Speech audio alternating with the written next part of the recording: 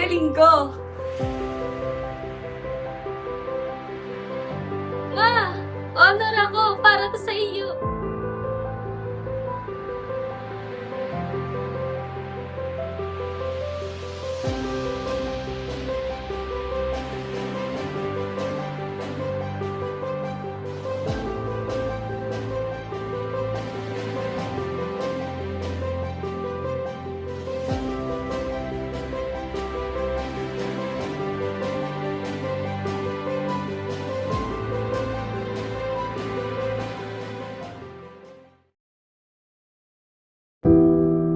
Hindi po ako nag-ingat.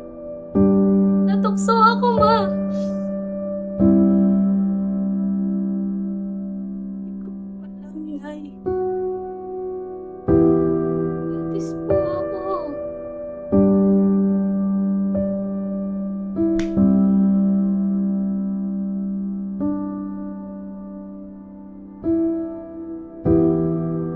Bakit? Nagkulang ba kami? Paano na mga pangarap mo?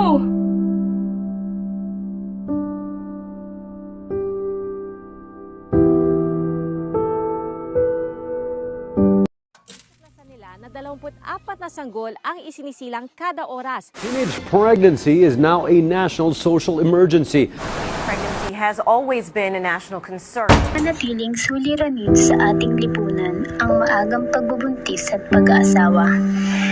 Ito ay dalawang magkaugnay na issue na nakakaapekto sa maraming kabataan, lalong-lalo na sa mga kababaihan.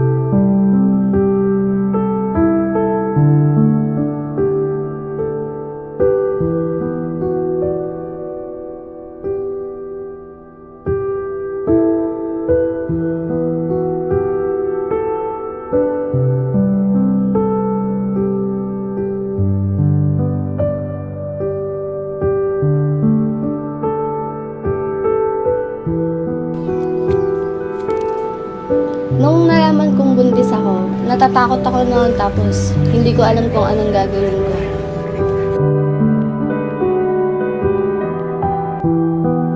Si Andrea Blaya, ang napapayo ko po sa mga kabataan na aga nagsipagbuntis at upang maiwasan ang pagdami ng kanilang anak, gumamit po tayo ng contraceptive tulad ng implant or pills at iba pa po para maiwasan ang pagdami ng ating anak.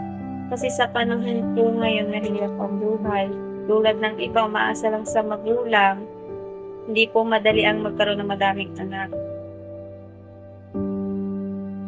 Si Rosalinda Talisik bilang isang magulang, ang maipapayo ko po sa mga kabataan na maagap magsipag-asawa ay kung ayaw ng maraming anak, marami naman dyan mag-planning o anumang mga planning ang dapat gawin. At sa mga kabataan po naman napapariwara na hindi nalalaman ng mga magulang na sila nabubuntis o ano ay kaunting pangangalaga lamang. Dahil iyan ay kailangan ng magulang na gabayan ang kanilang mga anak hanggang walang sitwasyon na nasa edad. Ayan lang po masasabi ko at maraming salamat. Sabi ninyo sa teenage pregnancy. Sabi ko lang po, sa sobrang hirap ng panahon ni Ma'am, parang pag ang mga kabataan nagbubuntis, parang bang nakadagdag sila sa hirap ng buhay ng pamilya nila. Tapos paano yung magiging kinabukasan ng batang ilalabas nila dito sa buhay? Parang hindi mo may imagine na ang hirap na ng panahon ngayon, ang mahal ng bilihin. Tapos pwedeng sabihin natin magiging blessing yung bata. Pero ang realidad kasi sobrang Hello, my name is Neveline. Ang trabaho ko nga pala ay nurse. So, meron sa estudyante na nagtanong sa akin about sa teenage pregnancy. Ang tanong niya, ano daw ang solusyon ko o masasuggest ko about sa mga teenage pregnancy. So, ang sagot ko dito, sa mga kabataang maaga nagbubuntis, ay huwag mo na makipagtalik sa kanilang mga jowa para hindi sila mabuntis na maaga. Dahil napakahirap na maging batang ina, lalo na sa edad nila na wala pang kakayahan na bumuo ng pamilya o bumuhay ng bata. Dahil sa ngayon, napakahalaga ng pag-aaral or edukasyon sa atin. Dahil dito, kapag nakapagtapos ka ng pag-aaral, kakaroon ka na maayos sa trabaho at mabibigyan mo na maayos sa buhay ang iyong pamilya. At sa mga kabataang hindi naman marunong, hindi makapagpigil ng kanilang mga sarili, maaari naman silang gumamit ng mga contraceptives gaya ng condom or pills na maiwasan yung pagbubuntis. Pero, dapat kumonsulta sila sa isang eksperto kung paano ito gamitin. Kasi, kahit gumagamit kayo nito, maaari ka pa rin mabuntis, lalo na sa maling paggamit ng mga contraceptives. Kaya, mas maganda, may kayo ng advice, kung gusto niyo talagang makapagtalik, pumunta kayo sa isang eksperto na makakatulong sa inyo para matulungan kayo sa paggamit ng contraceptives. Pero mas the best way na huwag mo na makipagtalik, lalo na sa wala pa kayo sa tamang edad na gawin yung isang bagay na hindi naman dapat. Ang mahalaga, magtapos muna kayo ng pag-aaral para dumating man kayo sa punto na ready na kayo, at least kaya nyo nang bumuhay ng pamilya. Ang child marriage ay pagpapakasal ng mga batang babae at lalaki na wala pang 18 taong gulang. Ito ay paglabag sa karapatan ng bata at nagdudulot ng malaking pisikal, emosyonal at sexual na pinsala.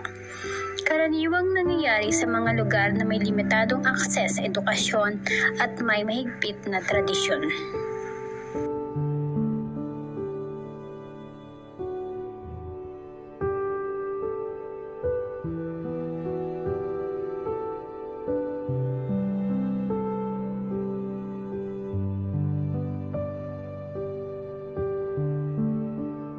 Teenage pregnancy in the Philippines is addressed through a combination of criminal, civil, and family laws, while the law protects minor from exploitation and abuse. Republic Act No. 7610, known as the Special Protection of Child Against Abuse, Exploitation, and Discrimination Act. Bilang magulang, kami lang ang sandigan ng aming mga anak, handang magbigay ng gabay at pagmamahal, lalo na sa oras ng pangangailangan. Edukasyon ang susi sa tamang desisyon sa buhay. Ang bawat kabataan ay may karapatang pumili ng tamang panahon para sa kanilang kinabukasan. Agang pagbubuntis ay hindi tanda ng katapusan ng aking mga pangarap. Alam ko na babae ako, nagkakamali, pero magpapatuloy para sa aking kinabukasan.